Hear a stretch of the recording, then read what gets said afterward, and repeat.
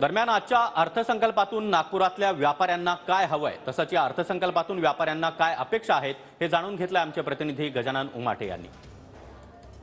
कडून सर्वसामान्य जनता आणि व्यापाऱ्यांना काय अपेक्षा आहे हे जाणून घेऊया। माझ्यासोबत कॅटचे अध्यक्ष बीसी भारतीय सर आहेत, चिल्लर व्यापारी संघाचे अध्यक्ष रक्षक सर आहेत आणि सोने व्यापारी जे या क्षेत्रात काम करतात धाराशिवकर सर आहे। सर, बीसी भारतीय सरांकडून सुरुवात करतो। सर, काय अपेक्षा आहे तुम्हाला बजेटकडनं आणि काय वाटतं कसं असेल हे बजेट?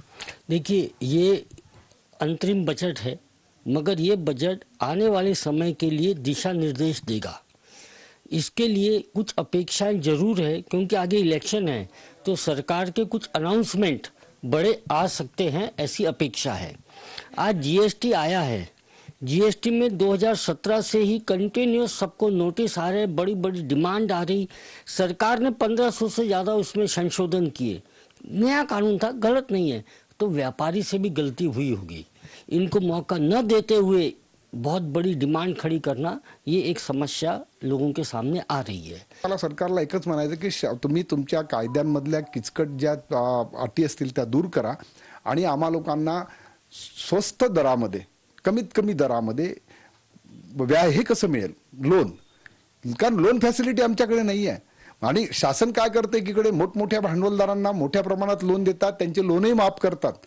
म्हणजे मजा अशी आहे की त्यांनी जर का एखादे ते डबघाईस आले तर त्यांचं लोन माफ होते, आणि माझ्याकडे एखाद्या दुकानदाराने लोन घेतलं आणि त्याचा व्यवसाय चालला नाही किंवा तो डबघाईस आला तर त्याला त्याच्यावर कुडकी येते। हे जे दुजाभाव सुरू आहे, आणि म्हणून आता नवीन पिढीतले पोरं विचार करतात की मी या रोजगाराकडे वळण्यापेक्षा तो शासकीय नोकरी करण्याकडे किंवा खाजगी कंपन्यांमध्ये मोठ्या पोस्टवर जाण्यामध्ये त्याचा इंटरेस्ट वाढत चाललाय।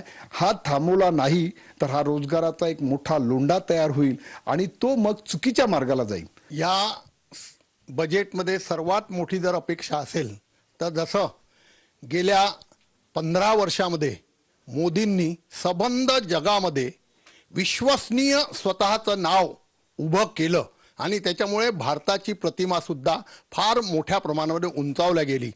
तोच प्रामाणिकपणा माझ्या देशातल्या 140 करोड जनतेमध्ये दैनंदिन जीवन जगत असताना कसा येईल, या दृष्टिकोनातून बजेटकडे सुद्धा पाहिल्या गेलं पाहिजे। कॅमेरामॅन सचिन सयामसह गजानन उमाटे, TV9 मराठी, नागपूर।